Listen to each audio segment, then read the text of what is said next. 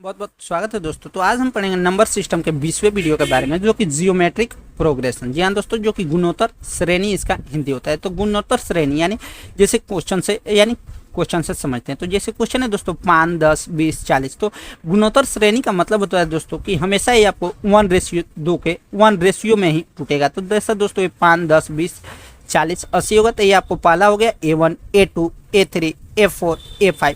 तो इसका दोस्तों जैसे अगर कॉमन रेशियो यानी निकालना होगा, जैसे एपी में हम निकालते थे दोस्तों कॉमन डिफरेंस, वहीं दोस्तों इसमें कॉमन रेशियो अगर निकालना हो तो A2 यानी दूसरे वाले अब बटे में A1 यानी 2 आएगा दोस्तों। A2/A1 ये आपको कॉमन रेशियो हो गया। वहीं दोस्तों इसको बात करते हैं, अगर इसका nवां पद अगर निकालना है दोस्तों, तो nवां पद निकालने के लिए दोस्तों फॉर्मूला होता है A1 × R का पावर n-1। ध्यान दोस्तों फिर से एक बार फॉर्मूला समझिए। इसका अगर nवां पद निकालना होगा तो A1 × R का पावर n-1। माने दोस्तों ये वाला जैसे क्वेश्चन दिया हुआ है 5, 10, 20, 40, 80। तो इसका अगर 10वां पद अगर निकालना हो तो 10वां पद निकालने के लिए दोस्तों फॉर्मूला तो आप याद किए ही है दोस्तों, A का पावर 1 × R का पावर n-1। तो 5 × 2 × 10 पावर -1, तो 5 × 2 का पावर 9 यानी 2560। ये आपको आंसर हो गया। उसी तरह दोस्तों अगर इसका जोगफल निकालना है यानी n का पावर अगर सम निकालना है तो इसका फॉर्मूला होता है दोस्तों A × R का पावर n-1 बटे R-1।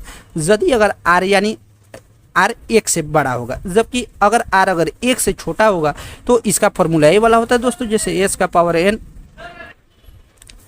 तो इसका पावर n बराबर अगर 1 से छोटा होगा तो A × 1 - R का पावर n बटे 1 - R। तो इस तरह दोस्तों आइए दोस्तों क्वेश्चन से बढ़ते हैं आगे। तो क्वेश्चन में दोस्तों जैसे दिया हुआ है -4, -8, -16, -32 यानी 11वें पद तक दिया है। तो इसका अंतिम पद क्या होगा?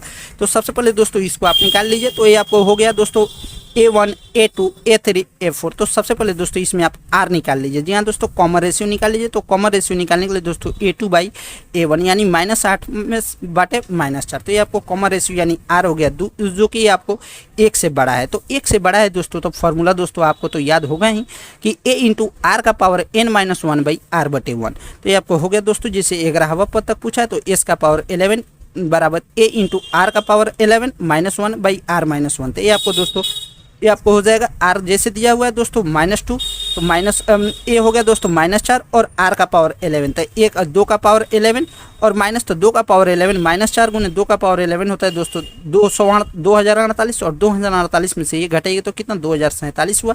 अब इसमें गुना कीजिएगा तो दोस्तों तो -8188 ये आपको